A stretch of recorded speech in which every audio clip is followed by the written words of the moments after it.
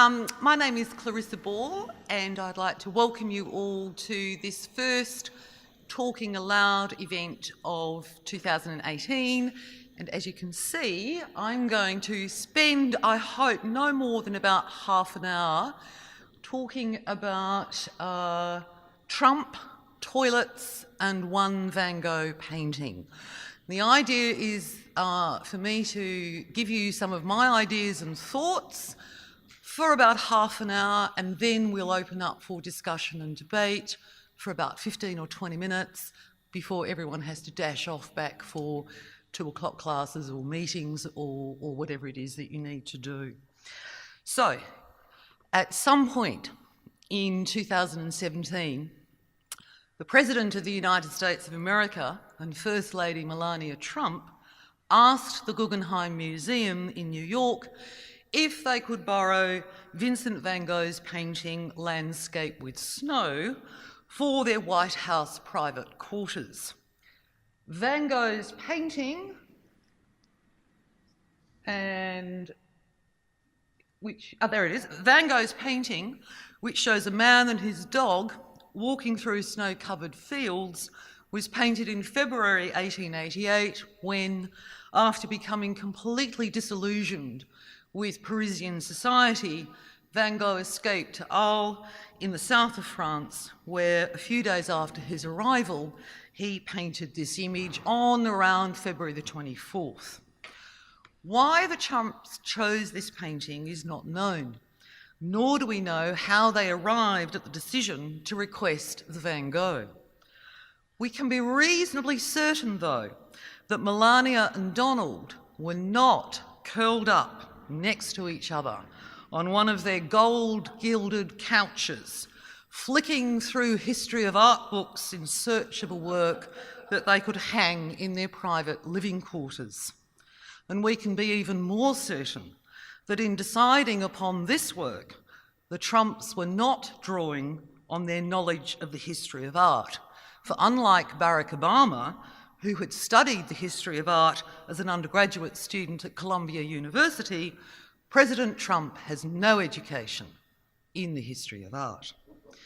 It is more likely that the White House Collections curator, Donna Smith, provided the Trumps with a range of works from which they, or at least one of them, selected Landscape with Snow.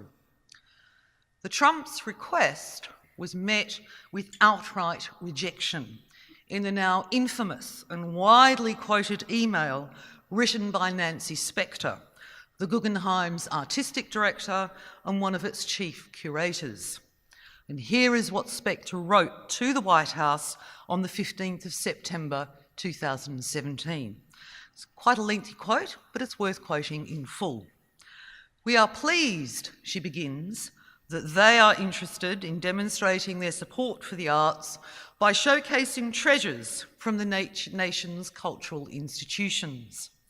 I am sorry, however, to inform you that we are unable to participate in this loan, since this painting is part of the museum's Tannhauser collection, which is prohibited from travel except for the rarest of occasions, and we just received permission from the estate to allow the work to travel to our sister institution in Bilbao, Spain, for an exhibition.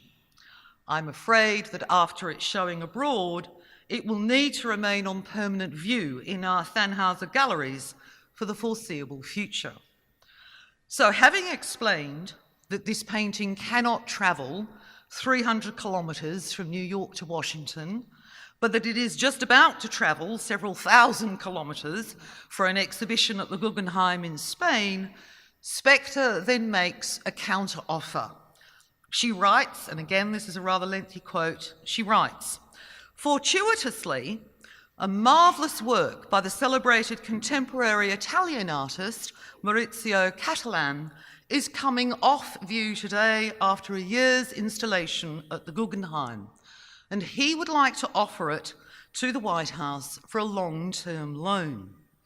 It is a solid 18-carat gold toilet that was installed in one of our public restrooms for all to use in a wonderful act of generosity. The work beautifully channels the history of 20th century avant-garde art. These are her words, not mine, although I would write like this, I have to say. She's a woman dear to my heart. The work beautifully channels the history of 20th century avant-garde art by referencing Marcel Duchamp's famous urinal of 1917. We would be pleased to help facilitate this loan for the artist should the President and the First Lady have any interest in installing it in the White House. It is, of course, extremely valuable and somewhat fragile, but we would provide all the instructions for its installation and care. I am including an image for your reference. We are sorry not to be able to accommodate your original request, but remain hopeful that this special offer may be of interest. Note, so that's the extent of her email, of Nancy Spector's email to the White House. That's it in full. Note here Spector's use of the marketing term special offer, which positions the Guggenheim as a retail outlet, as a shop, the artwork as a commodity, that's fairly standard, and it situates the Trumps as customers.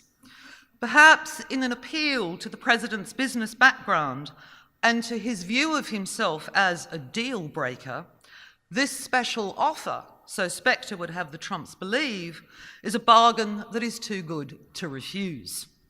Spector's positioning of the art object within a commercial framework as a commodity within the circuit of economic exchange is given emphasis by the prominence she places on the object's market value. And although Spector does not advise that this artwork cost in excess of $1 million to make, she does stress that the toilet is made of 18 karat solid gold, and in so doing, she is prioritising monetary value over artistic or aesthetic value. Before pulling back from Spector's email to consider the broader issues raised by her offer, there are two further aspects of her correspondence that are worthy of note.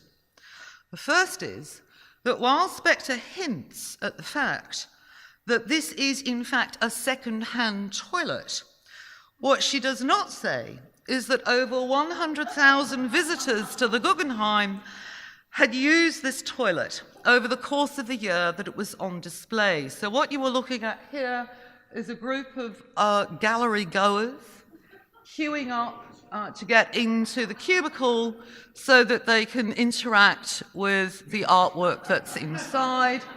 And interestingly, I hope you'll have seen, the label, the gallery label outside. And the woman who is coming out of the cubicle is in fact one of the specially trained cleaners who went into the cubicle to clean the toilet every 15 minutes. At certain moments, the queues were 3 hours long. Right? So special offer this toilet may be, but this work of art is one that has been tarnished over and over and over again by the bodily waste of humanity. In fact, they had to put time limits on it, right? You had 5 minutes and then you had to get out, or the security people would go in and take you out. So the second point to note, and again this relates to something that Spector does not say, is that nowhere in her email does she provide the title of Cattelan's artwork. Thus, by the time the Trumps had finished reading Spector's email, if indeed they did read it, they would be none the wiser that this toilet, this artwork, oh bugger, is titled America, a designation that surely echoes slogans such as America First and Make America Great Again that were at the heart of Trump's presidential campaign when Cattelan first began to make this piece. That title, America, forges the confluence between art and politics that is at the heart of this incident, and in pursuing this line of thought, one might want to ask why Cattelan chose America as the title rather than the United States of America. And the answer, I think, is perfectly obvious. Not surprisingly, responses to Spector's offer were sharply divided. Stuart Varney, a pro-Trump business commentator with Fox News, was incensed. And in January earlier this year, he called for Spector's resignation on the grounds that her offer constituted, quote, a direct insult to the President and the First Lady, and she had displayed, again, quote, extreme disrespect for the President. While Varney conceded that this is a minor incident and that Spector's offer could be taken as tongue-in-cheek humour, as he put it, most Americans, he said, will not be amused. Turning to the thin but extremely powerful and dangerous rhetoric of populism that constructs society as split into two antagonistic groups, the people and the elites, Varney declares, and here again I'm quoting, this story speaks volumes about the elites and how they look down on this presidency. Spector is one of the elites, and she hates this president. This is how the New York elites treat this presidency, with contempt. The Kennedys and the Obamas took their pick of paintings, and rightly so, but the Guggenheim offers a toilet. It's not just a slap in the face for the Trumps, it is a slap in the face for the presidency and for the people of this country. Now, to ask whether or not the offer of Cattelan's America is in fact a slap in the face, as Varney declares, is, I believe, to ask the wrong question, because the answer is clearly going to be yes and no, depending on how one frames and positions the work. It could be argued, for example, probably not very convincingly, but nevertheless, that Spector's offer represents a sensitive response to the president's known tastes and value systems. Given that his Trump Tower 3-story penthouse boasts huge amounts of gold, indeed this place is a site of gilded excess, the offer of a golden toilet might in fact seem like an act of reverence, the ultimate homage. Right? Now, I know these aren't great slides. The one on the right is particularly ghastly, but I had to include it.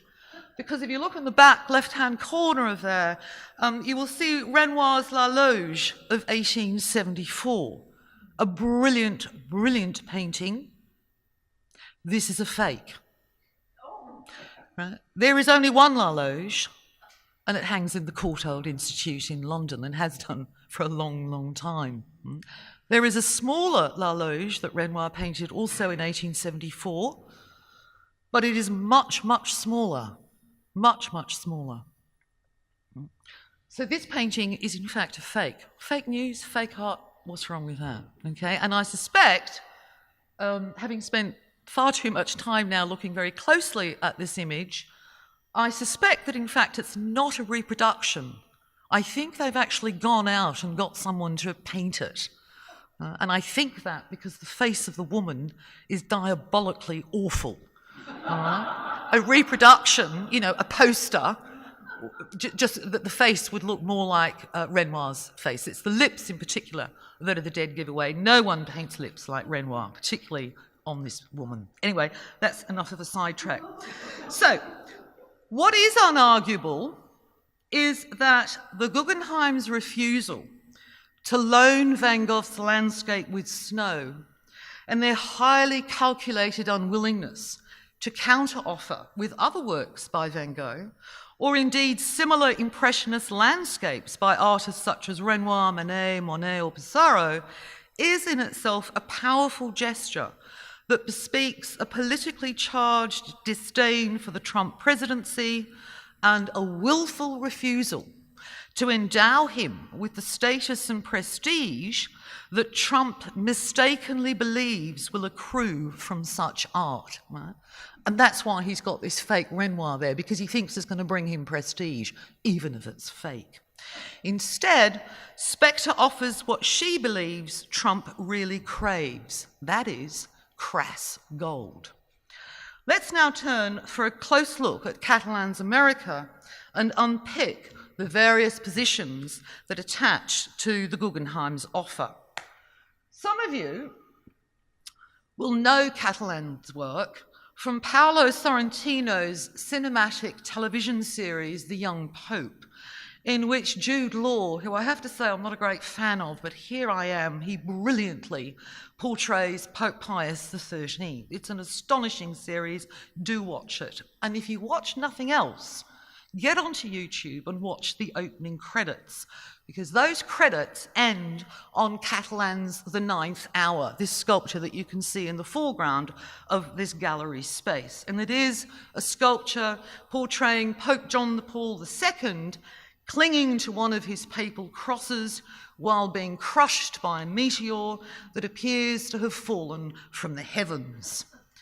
Like his sculpture of the Pope, the golden toilet is clearly designed to unsettle common pieties about the world. And one of the ways that it does this is through the use of paradox. Although the toilet is cast from solid gold, a material that has connotations of luxury, opulence, and lavishness, this is no deluxe toilet. If you'll pardon the pun, it's a bog standard loo.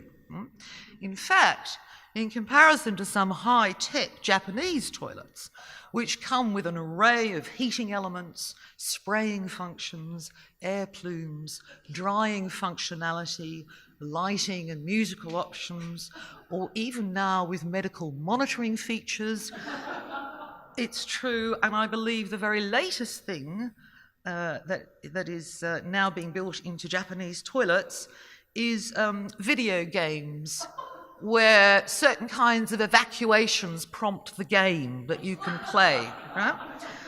So this toilet, in comparison to these high-tech Japanese toilets, is an entirely standard piece of plumbing. It is a conventional, familiar piece of hardware that functions in exactly the same way as those toilets we find in places such as schools, airports, and art galleries. In that sense, this is a rather boring artwork. It's a pedestrian and uninteresting object, in my opinion.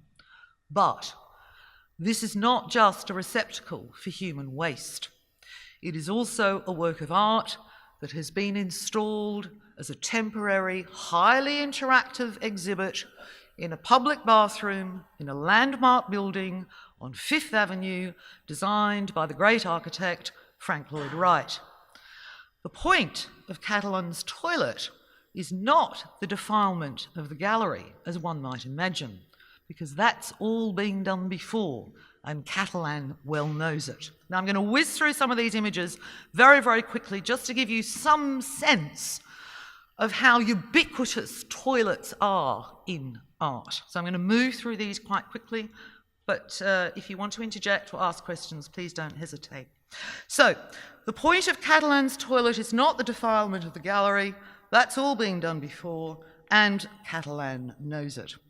Sara Lucas, for example, exhibited a fully plumbed toilet at the Royal Academy in London in the 1990s, and toilets have continued to be a mainstay of her work for at least the last 2 decades. Tom Wesselman used a real toilet in his Bathtub College of 1963, the image you see on your left, and he used that real toilet to signify a male presence in this otherwise highly feminized space. And Oldenburg, on the right, produced several soft toilets and cardboard toilets in the 1960s. In the world of painting, Francis Bacon depicted his longtime lover, muse, and petty criminal, and probably a murderer, George Dyer, on the toilet seconds before his death. In fact, he is dying in these scenes. Death by suicide in 1971, an event that Bacon never recovered from. In the same decade, Andy Warhol and his dinner guests were being fed particular foods so that they could urinate on copper plates to produce oxidation paintings. Beetroot was a favourite of Mick Jagger in particular. So Warhol and his dinner guests were urinating on copper plates to produce, these are huge oxidation paintings, a gesture that surely references the toilet habits of Jackson Pollock, who in the late 40s and early 50s took to urinating on his canvases when his dealer, Peggy Guggenheim, sold his paintings to people he did not like, right? And he obviously, and then of course, people for years, the buyers, the purchasers, for years afterwards were complaining of vile stenches coming from these enormously expensive works of art that they had bought.